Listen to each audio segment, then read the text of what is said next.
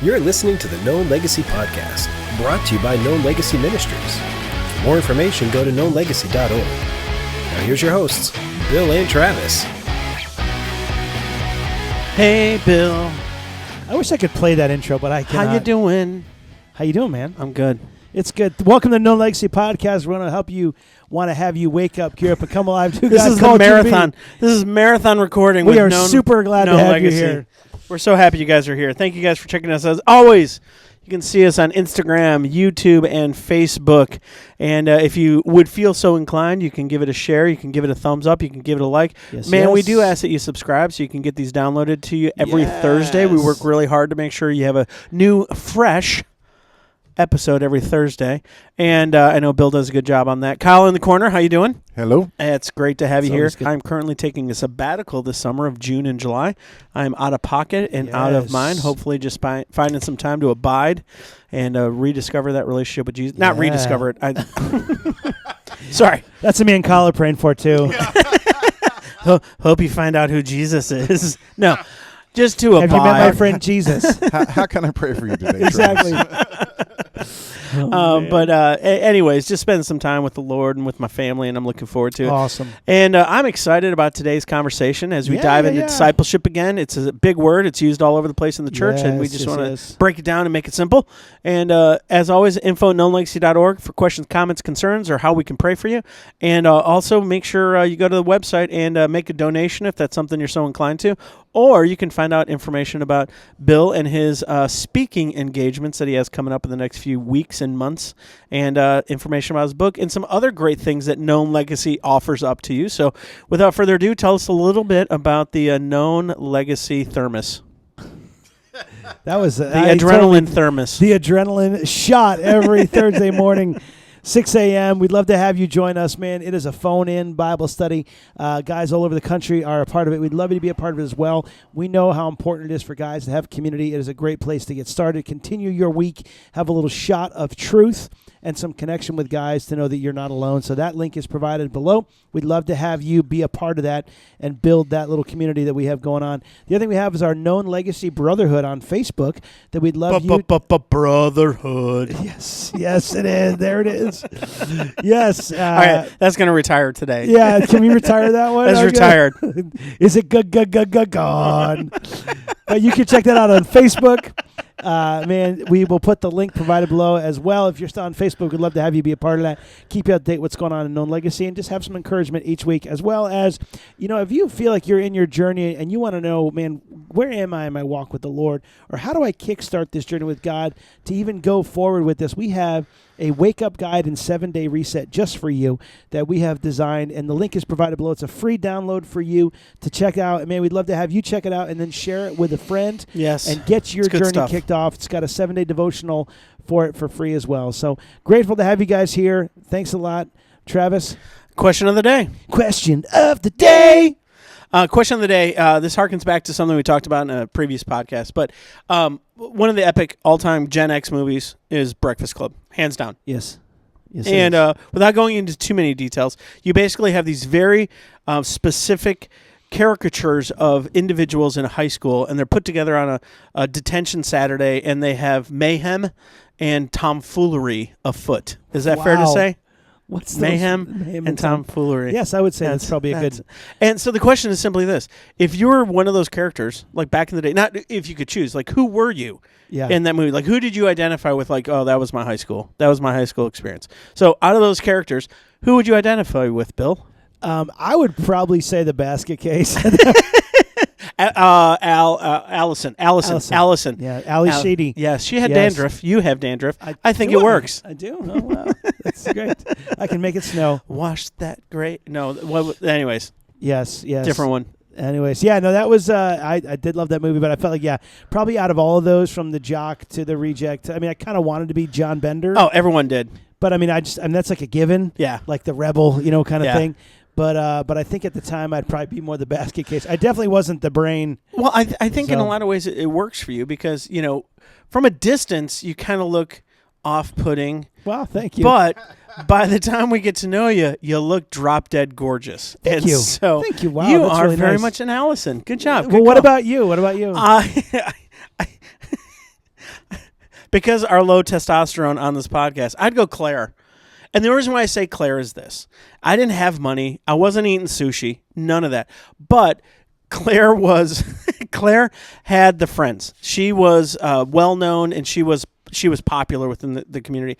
And in high school, I remember just like I was a social butterfly, so I could hang with any group. Mm-hmm. I could go from the jock table to the skater table to the just kind of all of them at the same time. And so the only one that I can think that would kind of be that would be Claire. Okay. I don't know if it is, but that would be me. So, and secretly I always wanted to be a redhead. So, well, I got that going for me. I know. Why do you think I show up every day for the podcast? Kyle in the corner. What about you? I think I'm a combination between Brian and Andrew. Oh, we could do combos. Oh, okay. Yeah, I do Brian and Claire. I do Brian and Claire. I was always John and I was always straight A's, and that not trying to be egotistical, but it just happened. It was not hard. That doesn't help the egotistical. I meant it was very easy for me. I know other people struggled, but I'm not trying to be braggadocious or anything. But I didn't even have to try for my 4.0 GPA valedictorian salute. But I also played all the sports, so but I wasn't like superstar jock or anything. I just played them. Just played the sports. Oh, okay. Follow up question. Okay. So John Hughes, phenomenal. Yep. Love many of his movies. If you could go back and become a character in any of his movies, what character would you be? Ooh. What character? Kyle, we'll go back to you. So the key is any of his movies. Yeah. Oh yeah. Neil Page. Who's what? Who? What? That's what I was hoping you would say. Who's Neil Page? Planes, Trains, and Automobiles.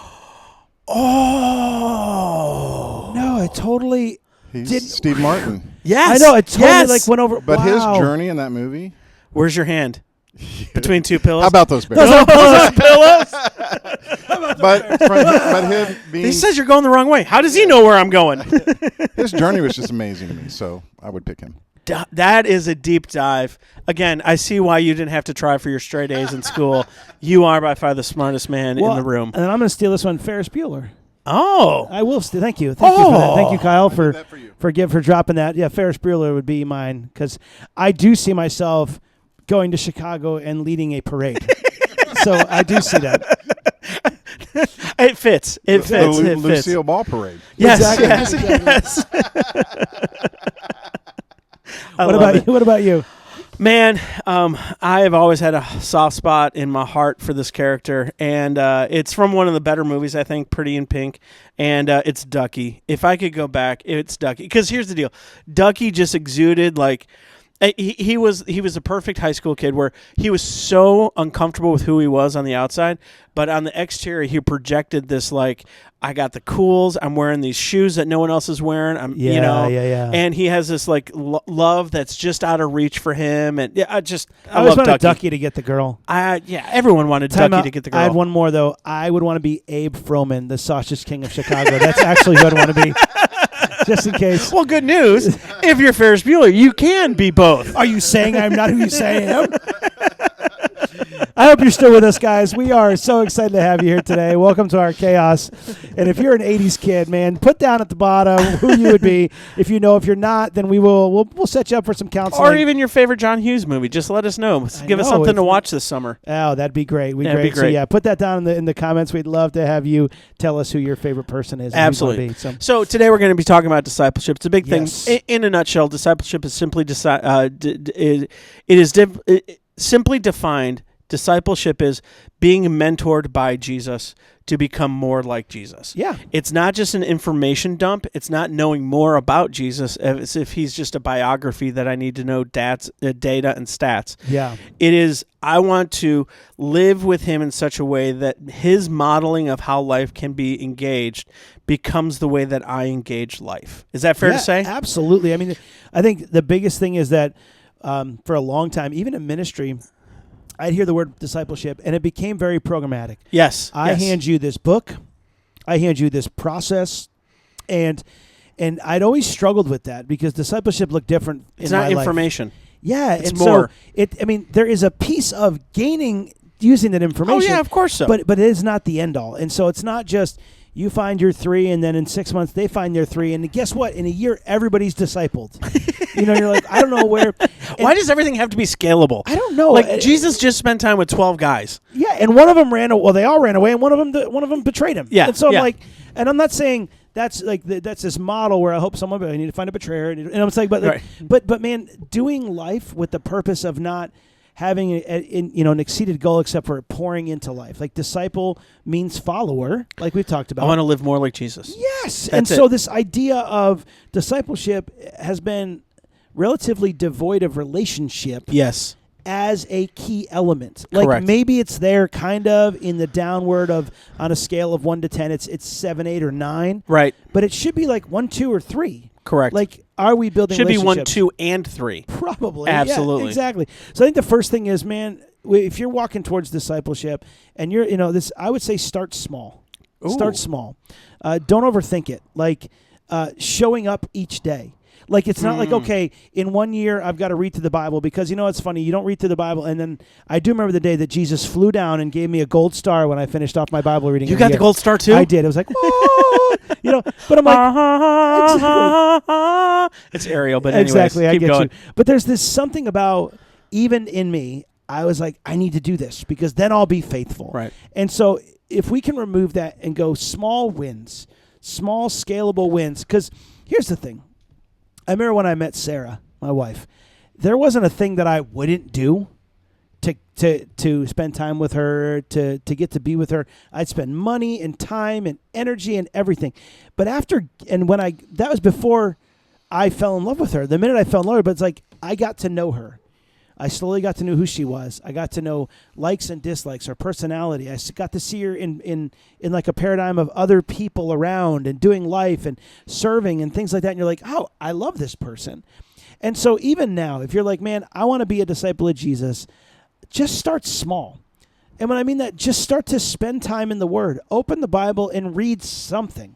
Read the book of John, but just read some. Read until you get something. It took me 3 verses. Great. Okay, that's enough. But don't put the pressure of I need to just consume. It's take the time to get to know who Jesus is in the very beginning. Small. And it can start with just prayer. Yes. I find it fascinating. This is something we talk about all the time. Like Jesus came, and when he came to build his church, he did not choose the intellectuals. He did not choose the academics. He didn't choose the professors. He didn't choose the Sadducees and Pharisees. He chose fishermen. Why did he choose fishermen? Because fishermen is inherently a mentor process. Yeah. Right? That you learn to be a fisherman by hanging out with other guys that are fishing. And you learn the tricks of the trade by hanging out with guys that know the trick of the trade. And so Jesus, in that little simple thing of choosing fishermen to be his first disciples, he's almost indicating to us, hey, this is what the relationship is. They understand if I'm going to be a good fisherman, I need to hang out with my dad, who's a good fisherman, and he's going to teach me as I go on what it looks like to be a good fisherman. Yeah. Now they're disciples, and they're like, instead of dad, I'm hanging out with Jesus. And as I hang out with Jesus, I'm going to pick up on the secrets. I'm going to pick up on the behaviors. I'm going to pick up on the postures and the attitudes that allow me to live more and more like Jesus.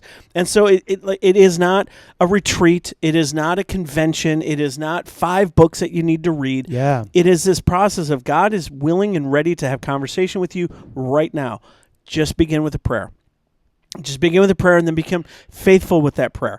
And then spend time in his word. And just, it doesn't need to be copious amounts of word. It doesn't need to be the original Hebrew or Greek. Just find a good Bible and just spend some time. Maybe in the Proverbs is where you want to start. Yeah. Maybe it's reading through the book of John.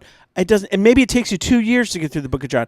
Just be with him in simple ways and let him transform you, mentor you, and disciple you. Acts 4:13, it says that, man, when they had seen Peter and the disciples, they said that, man, that they were common, everyday, ordinary men. The only difference with that, they had been with Jesus. They've been with Jesus. Yeah, that's it. Just and that's again like small wins. So when I mean that's not even formula. Someone's like, okay, small win is it's like no, time out. Just be with Jesus. Just spend time with him so even at the very beginning, Jesus is born. God could have gone to a king. He could have gone to business owners. Yes. He went to some shepherds and just said, hey, I want to tell you about the greatest thing that ever happened. You're my tool.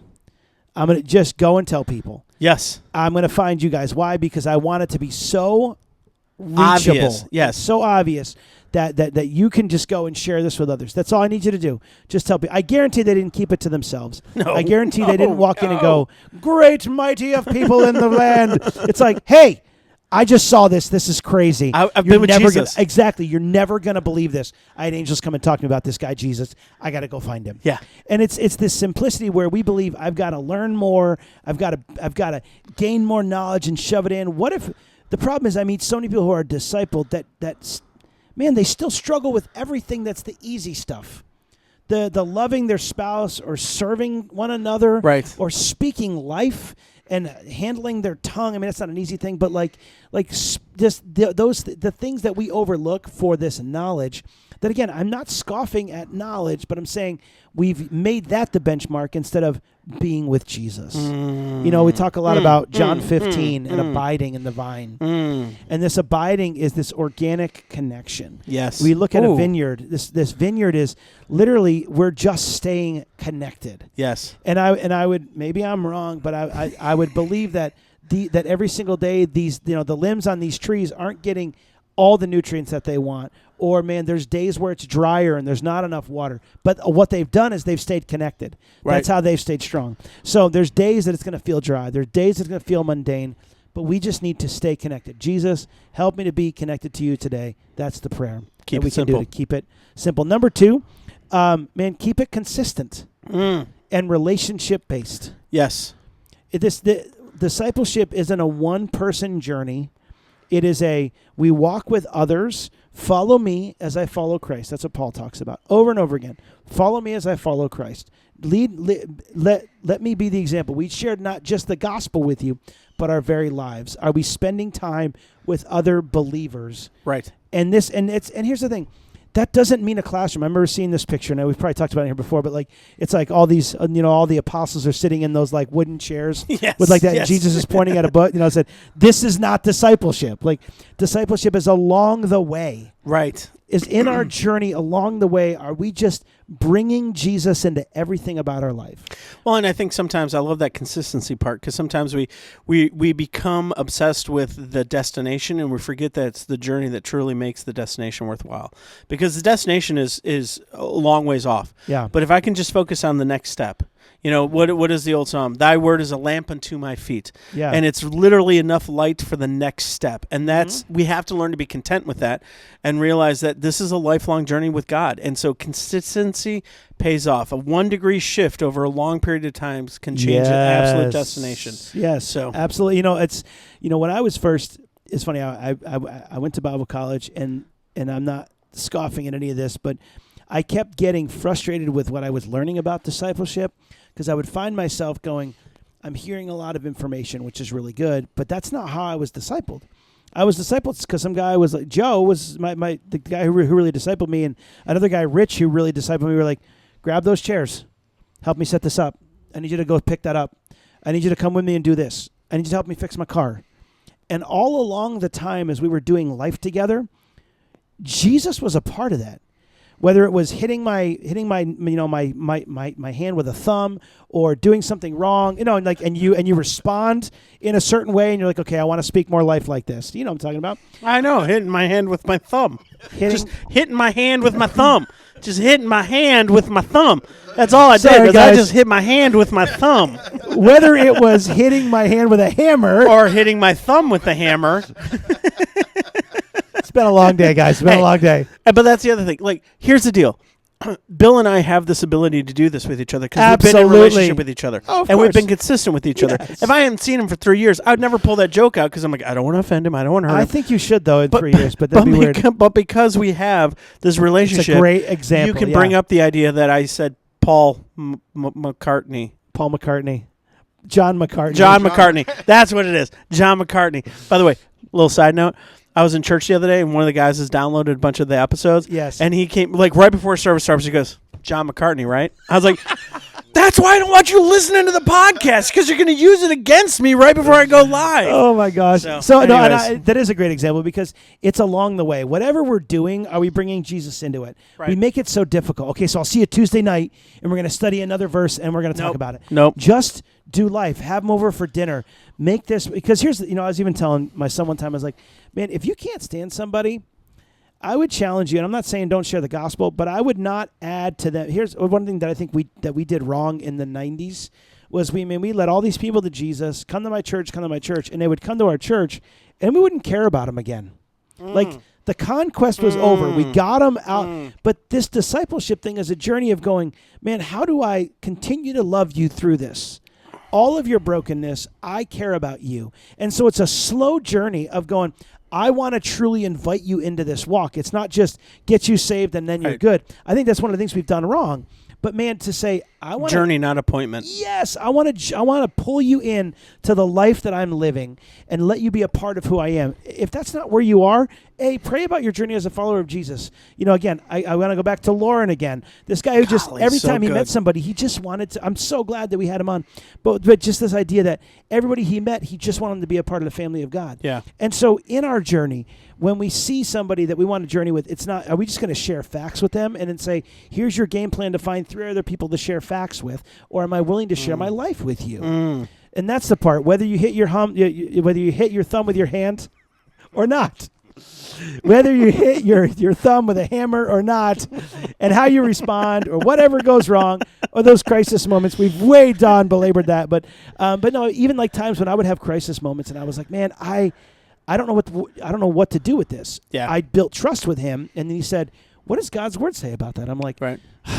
It says this.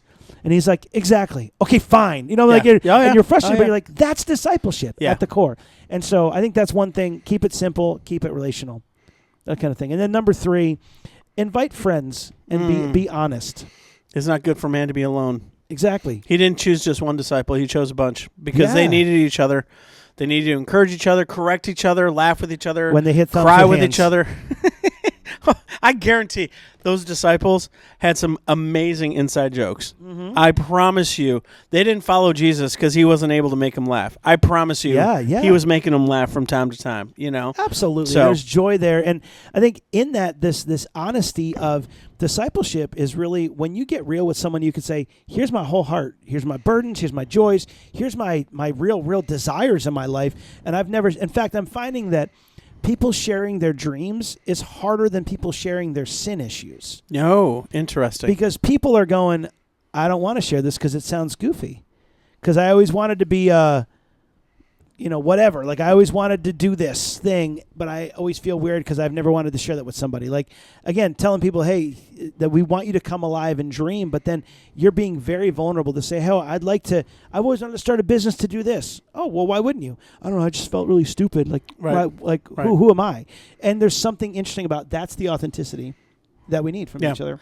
So if you find yourself alone in this journey, my encouragement to you would be find a brotherhood. And here's the deal. We will never find brotherhood if we always wait for someone else to kick it off and start it. Yeah. It really takes you, the guy, to make a phone call and say, hey, you want to grab a beer today? Hey, do you want to go to Top Golf today? Hey, do you want to do whatever it is? Hey, I'm building a fence. Do you want to come over and help? I know you can build a fence by yourself. I get it. You can paint your house by yourself. I totally understand that. Absolutely. But to invite a guy to come along and see if God is ordaining that relationship to be a brotherhood, that you begin to disciple each other moving forward and becoming more like Christ. We're salt and light in this world, and we're the hands and feet of Jesus. And if we don't say anything, it's really hard to be hands and feet, really hard to be salt and light if we don't connect with anybody. And we just make discipleship too difficult. Keep it simple, guys. Keep it relational, and keep it like small steps that you can see those victories. Well said. Well said. Other than the hammer and the hands. Well, we all have issues. Okay, thanks a lot. Guys, thanks for listening. Hey, check us out. Check out the Wake Up Guide and 7-Day Reset below, as well as the Brotherhood and the Bible study. Man, we are so grateful to have you on. We just want to make this reachable and real for you. Discipleship is a very reachable thing for you, and I pray that you would move forward in it because Jesus wants to do great things in and through your life. So, keep your stick on the ice and don't let your thumb hit your hand. God bless you guys. Have a great week. Thanks for listening to the Known Legacy Podcast. We'd love to hear from you, so email us your questions or comments to info@knownlegacy.org.